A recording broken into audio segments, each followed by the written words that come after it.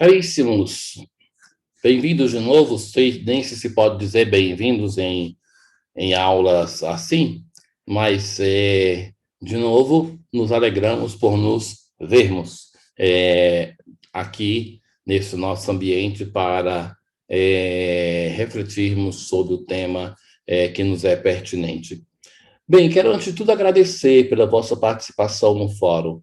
Foram expressivas as participações pela quantidade e pela qualidade também, a qualidade no reagir àquilo que os outros colocaram.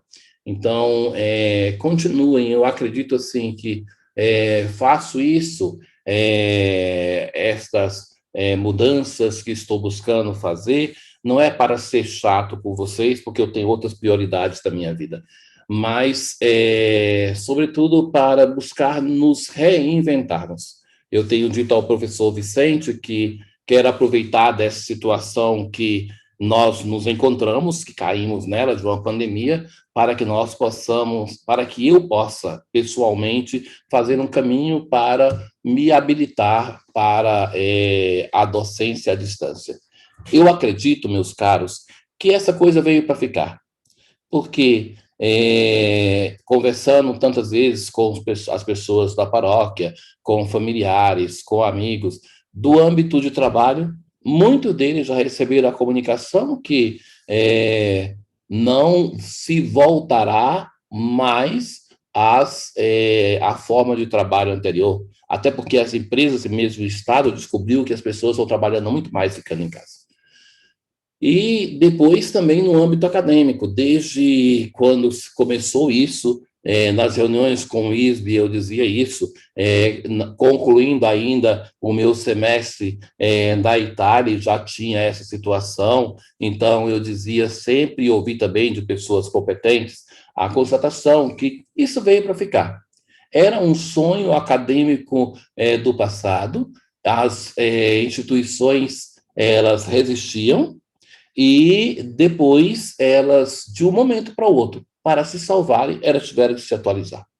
Então, mesmo os professores, os dinossauros das universidades, muitos deles, muito velozmente, para assegurar a cátedra, aceitaram de um momento para o outro aquilo que eles tinham dificuldade de aceitar. Então, isso, meus caros, para vocês, que a maioria são jovens, se façam disso uma oportunidade. Quem aprender a usar bem esses instrumentais, quem aprender a gostar disso, vai ter uma vida acadêmica facilitada. Vocês, nós, fazemos parte de um processo de mudança que não tem depois muita possibilidade de volta, e que quem nele se inserir vai estar habilitado para participar de uma revolução. A academia ela mudou muito pouco desde o seu início, desde a maiêutica grega. O que é? É sempre um professor falando e alunos estudando. Então, isso não mudou nada. Então, essa pode ser uma grande revolução no mundo acadêmico. Então, o meu conselho, se você gosta disso, aproveite para se aprofundar. Se você não gosta desse modo de educação, eu também não sou muito apaixonado, não, sabe? Tenho as minhas dificuldades. Como aluno, gostei, fiz muitos cursos assim. Como professor, me é muito penoso. Tanto é que eu comecei a gravar aulas por causa disso. Mas eu acredito que eu estou buscando fazer isso, fazer as pazes com esse novo modo de ensinar e de aprender. Então, um conselho, viva se é um limão para você, que diz que a pessoa inteligente, quando recebe o limão, faz uma caipirinha, viva essa situação como um dom, busque, de fato, aprimorar-se. Então, por isso que eu vou introduzindo mudanças com o fórum para suprir aquilo que falta na aula presencial. Então, para a próxima vez, nós vamos abrir de novo o fórum. Eu busquei responder a todos vocês. Os fóruns, vocês vão ter, eu habilitei para que seja possível de ver os passados sempre. Da próxima vez, vocês podem colocar perguntas. Então, eu vou reagir com as respostas, mas também, antes de responder tempestivamente, vou deixar, porque vocês podem responder as perguntas uns dos outros. Acredito que é uma grande vitalidade, um grande dom que se possa aprimorar. Hoje estou compartilhando com vocês uma das minhas pinturas. Quando eu estava na Itália, com saudades de Brasília, então eu busquei pintar a Ponte JK com os ipês. Ali atrás são os ipês, então só uma curiosidade para vocês. Bem, nós, em um percurso que quisemos ser racionais nessa situação, né? Então, nós nos programamos para, e assim fizemos nos nossos encontros passados, uma introdução sobre o tempo, era espaço e tempo, mas o nosso interesse nesse curso é sobretudo a questão do tempo, o tempo como relação com o outro, o tempo como relação com Deus que não se colocou como os mitos gregos fora do tempo e do espaço, mas o tempo para o nosso Deus é o local aonde encontrar a nós, que somos a sua humanidade, o seu povo. E depois nós demos algumas ideias sobre a Páscoa, já enfrentando um argumento príncipe também deste nosso encontro, que é a questão da diferença de datas da Páscoa, para falar da Páscoa semanal, o encontro da semana passada, e hoje, com esse capítulo é como uma passagem de uma dimensão histórica para uma dimensão litúrgica, teológica, para nos preparar para o ciclo pascal.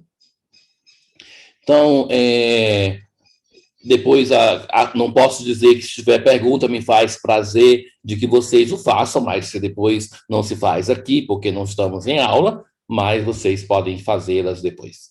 Então, continuem. Vamos buscar viver com serenidade, com paz, aproveitando este tempo de pandemia na dimensão acadêmica, como nos é possível. Vamos lá. A história da data da Páscoa. A radicação da festa cristã da Páscoa, a Peshá hebraica, é demonstrada pela controvérsia do século II sobre a Páscoa, da qual nos fala Eusébio de Cesareia, que coloca até uma luz sobre o domingo como Páscoa semanal. A questão era, com uma data anual da Páscoa, tinha sentido ainda celebrar a data, a Páscoa semanal? Então, uma substituiria a outra, era essa uma questão que se levantava. Pelo final do século II, as comunidades da Ásia Menor, de acordo com a cadência hebraica, celebravam a Páscoa no 14 de Nissan. E alguns pesquisadores pensavam que esta era, então, a norma, que isso acontece muito na pesquisa histórica, que é alguém encontra um costume e depois aplica esse costume a todo o mundo antigo, pensando, todo mundo fazia assim. Então se pensou, como a Ásia Menor se encontrou este costume de celebrar a Páscoa no 14 de Nissan, independentemente do dia da semana que acontecesse, que caísse, então todo mundo celebrava assim. Então, esse erro de universalização do particular em alguns estudiosos de liturgia do passado, aconteceu muito. Até chegar a uma conclusão que a liturgia, sobretudo, era muito diferente entre uma parte e outra.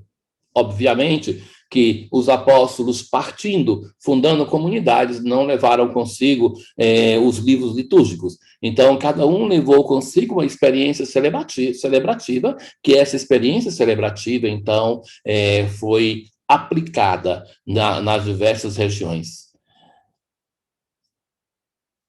A maior parte das igrejas, ao contrário, celebrava a Páscoa no domingo, depois do 14 de Nissan.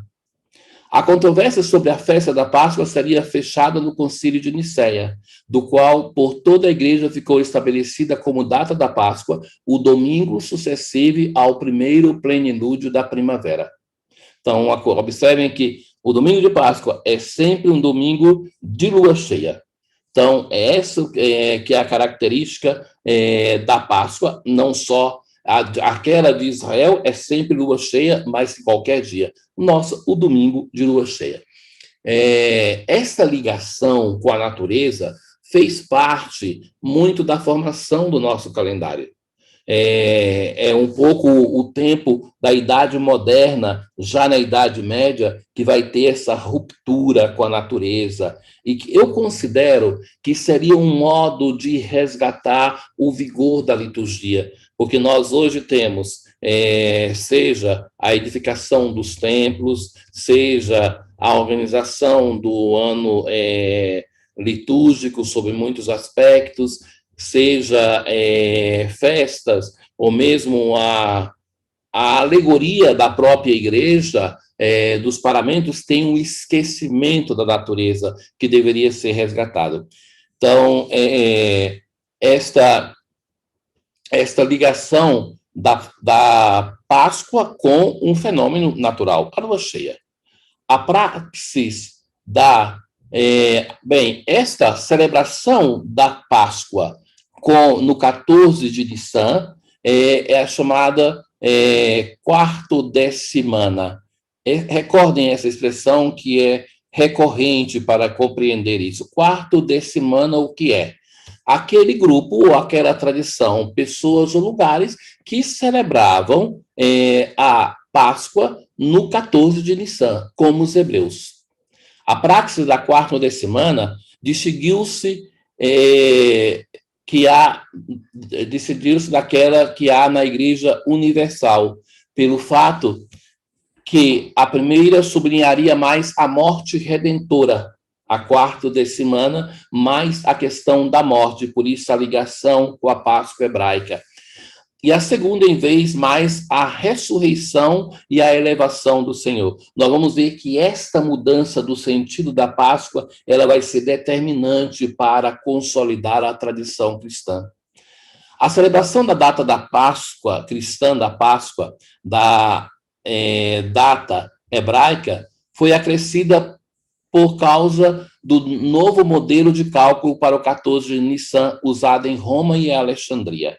Então, nós tínhamos, recordem-se que no momento da morte de Jesus mesmo, nós temos uma dificuldade de fixar a data, porque nós tínhamos 3 calendários simultâneos em Jerusalém: o calendário do Império Romano, o calendário comum do povo e o calendário do templo. Então, fixar essa data foi um desafio para os cristãos. Planck cita, de modo particular, as pesquisas cronológicas do bispo Anatólio de Laodiceia, morto em 282, originário de Alexandria, segundo o qual a Páscoa cristã se deveria celebrar sempre depois do equinócio de primavera, coisa que acentuava a diferença da data com a Páscoa hebraica. Talley prescinde totalmente da impostação da data e considera a celebração quarto-decimana e aquela dominical da Páscoa essencialmente caracterizadas pela congruência com o conteúdo da festa, a memória da paixão e a experiência da ressurreição e a espera do retorno do Senhor. Uma curiosidade é que nós temos no ano litúrgico o dia que é proclamado o anúncio da data da Páscoa. Isso acontece na Epifania, e isso foi uma decisão do Concílio de Nicéia, de enviar emissários para todas as igrejas para se proclamar o calendário litúrgico vindouro, para que todos fossem unificados. Então, isso até hoje é presente na nossa liturgia. Hoje não teria nenhum sentido, se, por exemplo, por internet se faria, mas se conserva essa prática como memória daquilo que em 325 a igreja vai decidir de fazer. Vejam que era então uma questão importante, porque aquelas pessoas saírem ali daquilo que hoje é Turquia para percorrer o mundo para unificar uma data, porque se compreendia que dessa unificação tinha também a unificação da dimensão da fé. Caríssimos, quando eu vejo isso, eu penso, quanto essas pessoas fizeram pelo Cristo, pela igreja, por nós hoje, quanto nós somos devedores dessas pessoas que não economizaram energia para questões que eles consideravam chaves, vitais, que podiam dar a vida por elas. A celebração de tal memória consistia, da Páscoa, em uma singular liturgia, uma vigília de toda a noite que se concluiria com a ceia do Senhor. Casel interpreta a celebração pascal como o cumprimento do trânsitos, da passagem de Cristo, do éon, da partícula menor da morte, para o éon da plenitude da vida de Deus. A vigília noturna era ainda totalmente caracterizada pelo jejum e a tristeza, que depois eram superados no momento da alegria eucarística. A celebração pascal continha os dois aspectos, aflição e alegria, e era como um reviver a ressurreição como trânsito da morte à vida.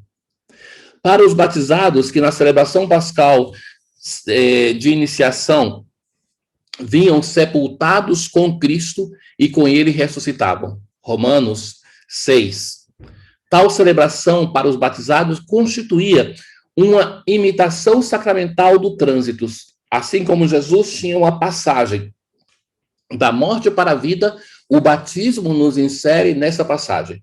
Então, isso é um discurso que é frequente no Novo Testamento. Pelo batismo, nós nos inserimos na morte e na ressurreição de Cristo. Desconhecem-se as monições da celebração da iniciação da vigília pascal, até porque as celebrações antigas, elas eram com poucas monições, mas, sobretudo, elas continham uma mistagogia, que era uma evangelização a partir do rito.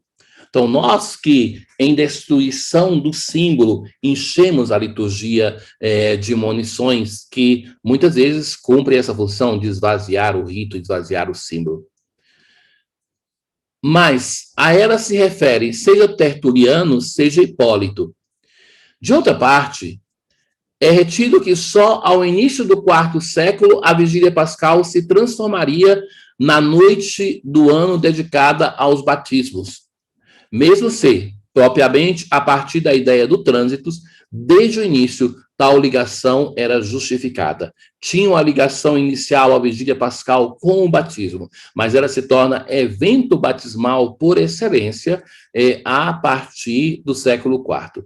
Vejam que toda a liturgia, seja o final da quaresma, sobretudo, mas a liturgia da Páscoa e o tempo pascal é sempre a memória, sobretudo, do batismo. Através do batismo, nós nos inserimos no ressuscitado. Segundo Casel, a celebração pascal caracterizada só da alegria e da ressurreição é baseada numa imitação historicizante de toda a paixão de Cristo, coisa que era possível colher, sobretudo, no centro da peregrinação de Jerusalém. Portanto, no lugar onde essa poderia se desenvolver. Era celebrada, por assim dizer, no mesmo dia, o Domingo de Ramos, a Quinta-feira Santa e também a Sexta-feira Santa. Com tais celebrações precedentes, a mesma celebração da Páscoa deveria ter sofrido uma mudança. Era impossível que tal noite pudesse encher-se ainda da recordação da paixão do Senhor, do lamento e das tristezas dos fiéis, como nos primeiros 3 séculos. De fato, os dias precedentes tinham tanto tocado os corações dos fiéis com a recordação da paixão e os acontecimentos envolvidos na participação, que a noite da Páscoa, de agora em diante, poderia ser dedicada somente à recordação da ressurreição. Então, será a partir da tradição de Jerusalém que os peregrinos iam para lá, e então Jerusalém começou a organizar a sua celebração para oferecer aos peregrinos uma imersão in loco no mistério da paixão, morte e ressurreição. E essa paixão e morte era tão carregada do sofrimento e dos sentimentos que já não tinha mais na Páscoa propriamente, no dia de Páscoa, esta ligação sentimental, era já uma explosão de alegria. O relato de Egéria, que nós já conhecemos, gosto sempre de citá-la, mostra com clareza como exatamente em Jerusalém a celebração diante de um lugar estimulava a prolongar a única celebração pascal que abraçava todos os aspectos da redenção. Na celebração dos dias precedentes, cujos acontecimentos são contados no Evangelho. Todavia, também em outros lugares acontece, pelo fim do século IV, o prolongamento da vigília pascal em um tríduo sacro. Então, nós aqui, primeira vez que estamos falando do tríduo sacro, que depois vai chamar de tríduo pascal, com os 3 dias pascais, da quinta, sexta e sábado, dedicados à memória da paixão, da morte e da ressurreição.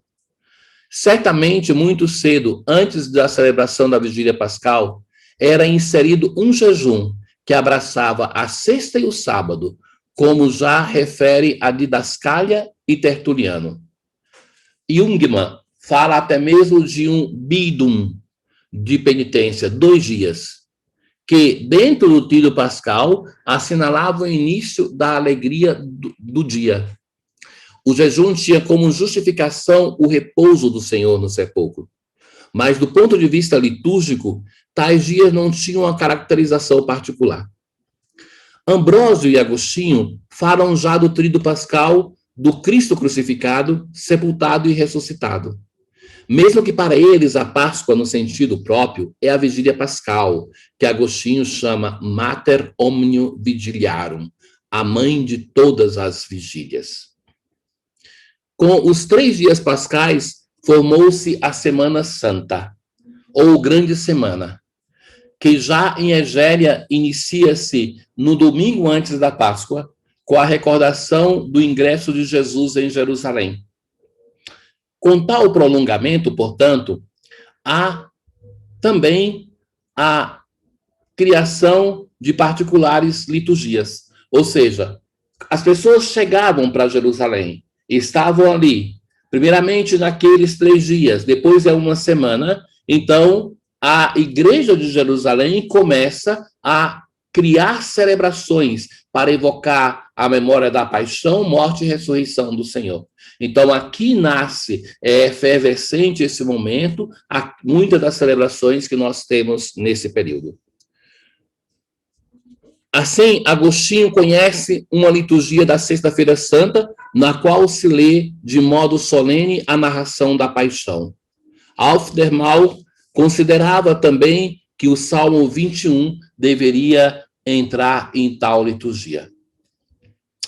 O fato de a Páscoa introduzir um período de alegria de 50 dias, o Pentecostes, vem atestado por Tertuliano e pelas prescrições de Hipólito sobre o jejum. Um parêntese, já que para nós é claro, como nós temos já insistido, naquilo que se faz a cristianização da festa da Páscoa, o mesmo fenômeno acontece também naquilo que é a festa de Pentecostes. Vejam que existe um conceito chave no âmbito antropológico que, quando as culturas se sucedem, se pega uma festa já existente do povo anterior e se muda o sentido desta festa. Isso nós encontramos em diversos lugares, em diversos povos, encontros de culturas. No Brasil, a presença indígena, por exemplo, era muito escassa, mas aonde tinha povos pré-colombianos que eram robustos e de culturas que eram robustos como número e de culturas elevadas de escrita, de fogo, de metal e tudo isso, se nós pensarmos os astecas no México, então os mexicanos o que fizeram? Pegaram muitas dessas festas deles e mudaram o sentido. Então, nós cristãos também fizemos muitas das festas do Antigo Testamento mudarem o sentido. E para nós são figuras das festas nossas. Um exemplo mais claro disso é a festa da Páscoa, que já falamos. Mas a festa de Pentecostes, o que era? A festa de Pentecostes era aquela festa mais importante do templo, que era a celebração do dom da lei. Então, que ela acontecia 50 dias depois da Páscoa. E que o que o Senhor faz em relação à antiga festa? Já ouvimos, por exemplo, em Jeremias, na leitura que se faz no quinto domingo da Quaresma, que Deus vai fazer uma nova aliança, que vai escrever a lei no coração, não mais em pedra.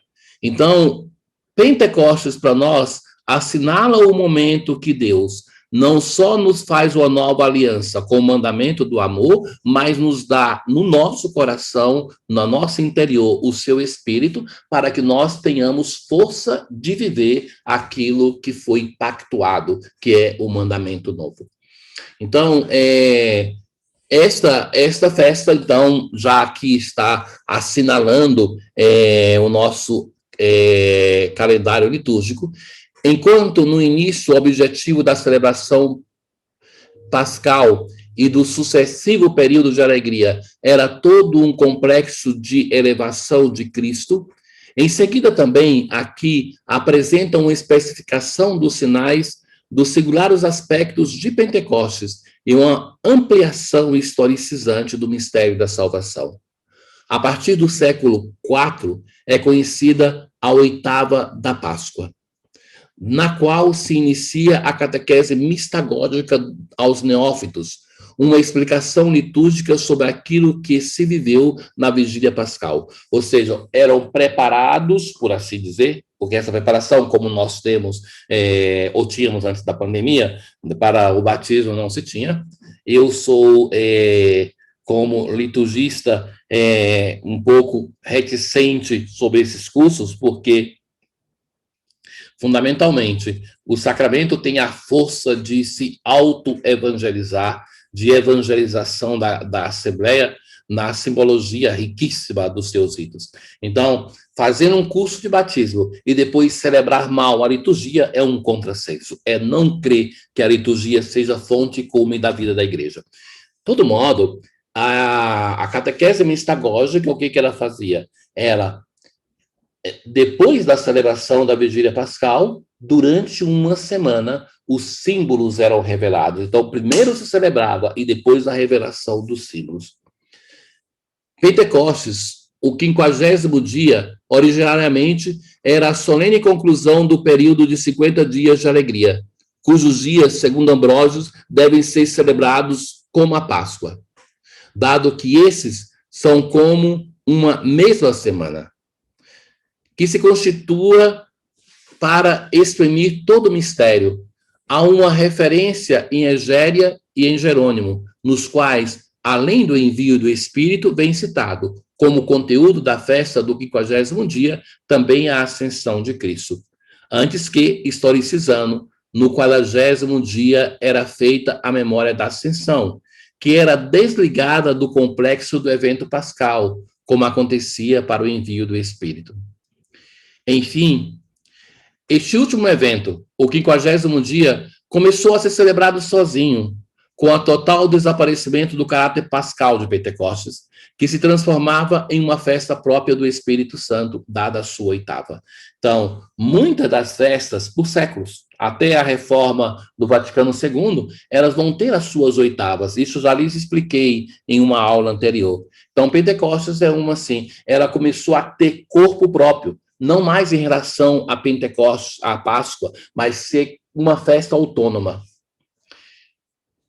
Se em um tempo a vigília pascal durava da tarde do sábado até a manhã do domingo, já pelo ano 390, naturalmente depois de Cristo, Jerônimo protestava contra certas tendências a uma redução do evento, nos quais a celebração terminava antes da meia-noite.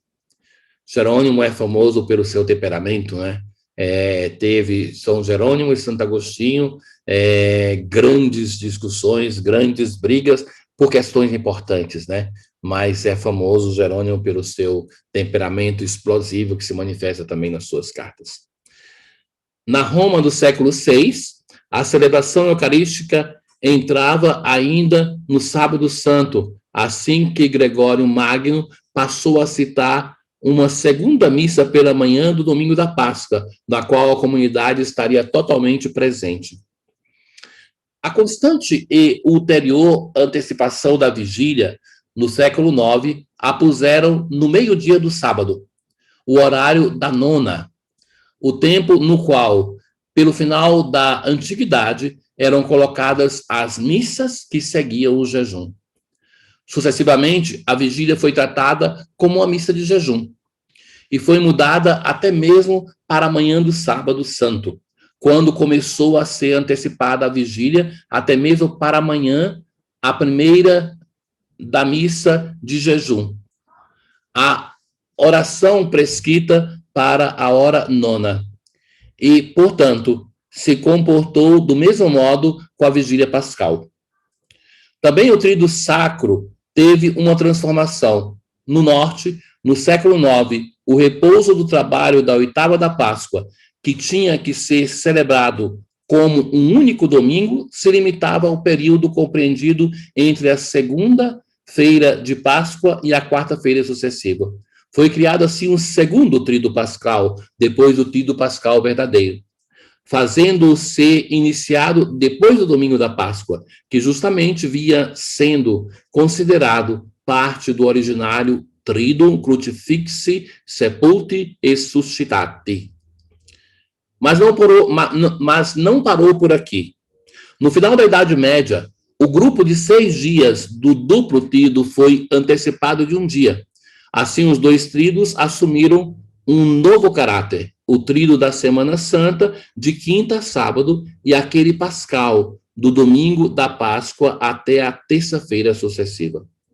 Aquilo que justificava a redução dos dias de celebrações da Reforma foi a perda, atuada pelo gótico tardio, da visão unitária da morte e da ressurreição de Cristo, e a consideração separada de dois aspectos dos eventos da salvação que, na verdade, são conectados. A reforma da celebração romana da Páscoa iniciou quando Pio XII, em 1946, encarregou a congregação dos ritos a verificar a possibilidade de uma reforma litúrgica. Muitas vezes nós atribuímos a reforma totalmente ao Vaticano II e não é verdade. Já a Vigília Pascal, ela já foi obra de Pio XII. Eu não sei se eu tinha gravado uma informação, se não, vou repetir.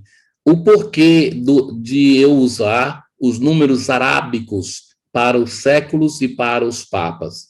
Para os séculos é uma convenção comum na reforma da língua portuguesa. A contragosto para mim, que voltei para o Brasil e encontrei isso e obedeço.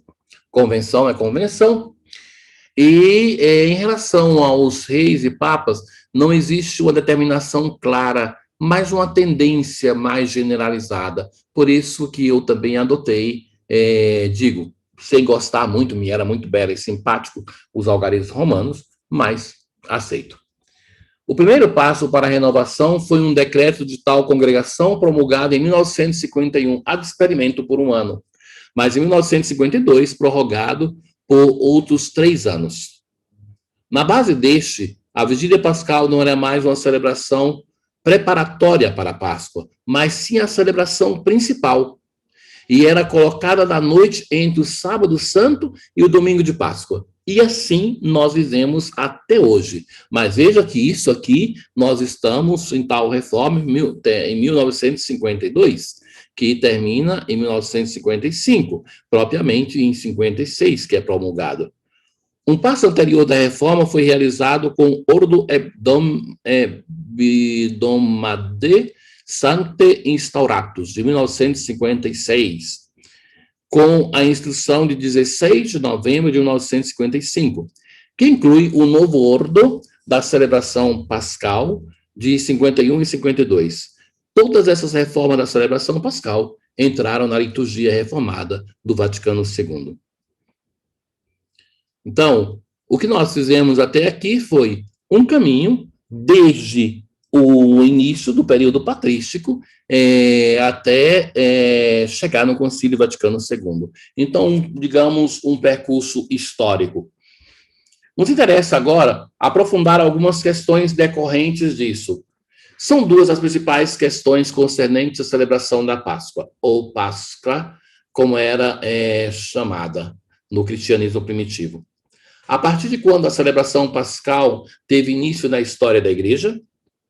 Ou o que veio antes? A sua observância no domingo mais próximo da Páscoa hebraica ou a observância no dia efetivo da Páscoa hebraica, o 14º dia do mês hebraico de Nissan. Encontrada em algumas igrejas da Ásia Menor, uma prática de consequência denominada quarto-decimana, que já falamos. Muitos estudiosos deram o parecer de que a festa cristã da Páscoa remontava à época apostólica, mesmo que uma clara observância da sua evidência apareça somente no século II. Outros estudiosos consideram até que a celebração da Páscoa no domingo fosse normativa desde o princípio, enquanto a prática da quarto-decimana era simplesmente uma simbologia, fazendo parte de uma tendência geral judaizante encontrada no primeiro cristianismo. Alguém, por fim, pensou que a celebração anual da Páscoa fosse mais antiga que a observância semanal do domingo. Além disso, alguns estudiosos sustentaram que a praxis da quarto-decimana teve início na Palestina, como primeira adaptação hebraico-cristã da festa da Páscoa hebraica. Outros depois foram ainda além e sustentaram que a celebração da Páscoa no domingo foi uma evolução muito mais tardia do que normalmente havia sido pensada, sendo instaurada em Roma não antes de 165 depois de Cristo, se bem pudesse ter sido adotada em Alexandria e em Jerusalém um pouco antes. Antes disso, essas igrejas não haviam de fato conhecido a observância anual da Páscoa. Se isso é verdadeiro, são realmente revistas as conclusões habituais alcançadas pela maioria dos estudiosos mais antigos. A quarto-decimana não é desvio qualquer forma local da norma apostólica, mas é a forma mais antiga da celebração da Páscoa, enquanto a versão do domingo, mesmo que no final tenha se tornado predominante, teria sido uma adaptação secundária da prática originária. Então, não é que, quando nós falávamos que se encontrava a quarto-decimana na Ásia Menor, mas que era uma exceção territorial, mas que parece que, de fato, foi a celebração mais antiga, coincidir com a data hebraica. Parece um tanto óbvio que assim seja, porque não se nega nunca que a fonte da nossa liturgia é a liturgia hebraica. Como era muitas vezes difícil para os cristãos calcular a data hebraica, parece que os quarto-decimanistas na Ásia Menor concordaram em celebrar a Páscoa no 14º dia do primeiro mês da primavera, segundo a versão do calendário juliano em uso em suas culturas, o que equivale ao 6 de abril. Em outros lugares, especialmente no Ocidente, no século III foram feitas tentativas para calcular qual teria sido a data exata da morte de Jesus, segundo o calendário juliano. Em geral, concordaram que essa teria sido em 25 de março. E Augusto Strobel afirmou que em algumas comunidades da Ásia Menor, Síria, Espanha, Gália e no norte da Itália, era celebrada anualmente a Páscoa nesta data. A documentação sugere que a primeira versão cristã da Páscoa hebraica era precedida de um período de jejum e de uma vigília durante as celebrações hebraicas do 14 de Nissan, e que essa teria início somente ao canto do galo do dia 15 de Nissan. Por isso, quando a Páscoa começou a ser celebrada no domingo, o sábado precedente era mantido como dia de jejum. E nunca foi uma prática entre os cristãos jejuar no sábado e no domingo, mas naquele caso se fazia uma exceção, porque se celebrava no dia seguinte à Páscoa. Mas porque esse seguia imediatamente o normal jejum semanal da sexta-feira, em muitos lugares levou à instauração de um jejum pré-pascal contínuo de 2 dias. Então, O sábado não era um dia natural de jejum. Se jejuava naquele dia porque o dia seguinte era Páscoa, mas a sexta-feira já era o dia de jejum, então tinha 2 dias de jejum antes da Páscoa. No século III, em alguns lugares, particularmente na Síria e no Egito, este era prolongado a partir do início da semana, resultando em 6 dias inteiros de jejum antes da festa. A teoria da preeminência da celebração do 14 de Nissan ajuda a explicar o fato, de outro modo um pouco confuso, que o ponto central da festa em todos os primeiros escritos cristãos, e não só naqueles derivados dos ambientes quarto-decimanistas, era Cristo, o Cordeiro Pascal, sacrificado por nós. Vejam, paramos um pouco para compreender.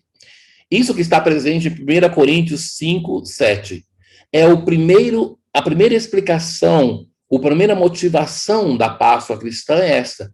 Cristo, o Cordeiro Pascal sacrificado por nós. Da onde vinha esta ideia do Cordeiro Pascal? Da Páscoa hebraica. Então, isso aqui é considerado como um indício de que, na verdade, a celebração mais antiga da data da Páscoa era aquela do 14 de Nissan, independentemente do dia da semana. Mais que a ressurreição, era esse o tema, Cristo Cordeiro Pascal sacrificado por nós. Ao final do século II, em Alexandria, é possível notar, todavia, o início de uma mudança na compreensão da festa, quando a atenção sobre a passagem passa a ser maior do que sobre a paixão. Então, a reflexão, o centro da Páscoa já não era mais a paixão, mas a passagem da morte para a vida. A passagem que, por exemplo, nós encontramos Clemente de Alexandria, descreve a Páscoa hebraica como passagem da humanidade, de toda a paixão e de toda coisa sensível. Orígenes, da metade do século III, explica a palavra referindo-se ao êxodo do Egito, peripasca, é o nome da homilia. Os escritores sucessivos, na sua exegese da festa, combinam os temas da paixão de Cristo e da sua paixão, da morte para a vida.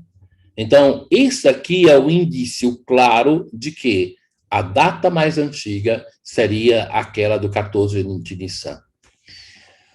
No esteio de que este deslocamento de acentuação possa ser, em parte, simplesmente o resultado de uma mais acurada exegese das escrituras hebraicas, sempre é seguida a tendência geral dos teólogos alexandrinos de deshistorizar e alegorizar os mistérios cristãos. Então, Alexandria, os padres alexandrinos têm essa característica de não ter um interesse histórico, mas esvaziar o aspecto histórico e trabalhar com alegoria. Deveria também ser acrescida a influência que seria exercida do dia da semana no qual a festa tinha tido lugar. O domingo era originariamente associado à ressurreição de Cristo, a nova vida mais do que com a sua morte. Além disso, o fato que a Páscoa fosse ainda precedida, quase que em todo lugar, de um jejum contínuo de 2 dias, na sexta-feira e no sábado, favorecia os inícios da tendência a considerar a inteira observância do tríduo, uma comemoração de 3 dias da passagem de Cristo da morte para a ressurreição. Os primeiros sinais dessa tendência foram encontrados em testemunho do século III, provenientes fosse do Egito, fosse da Síria. Assim, Orígenes considerava os eventos pascais como a realização das profecias de Oséias 6. Ora, escuta coisa diz o profeta, o Senhor nos ressuscitará depois de 2 dias, e o terceiro dia, ressuscitados, viveremos ao seu lado. O primeiro dia é para nós a paixão do Salvador. O segundo, a descida aos infernos. O terceiro dia é o dia da ressurreição. Ainda que seja inexistente algum aceno ao fato de que os primeiros dias fossem, até aquele momento, celebrados liturgicamente de modo particular, se estavam sendo colocadas as primeiras sementes para tal evolução no 4º século.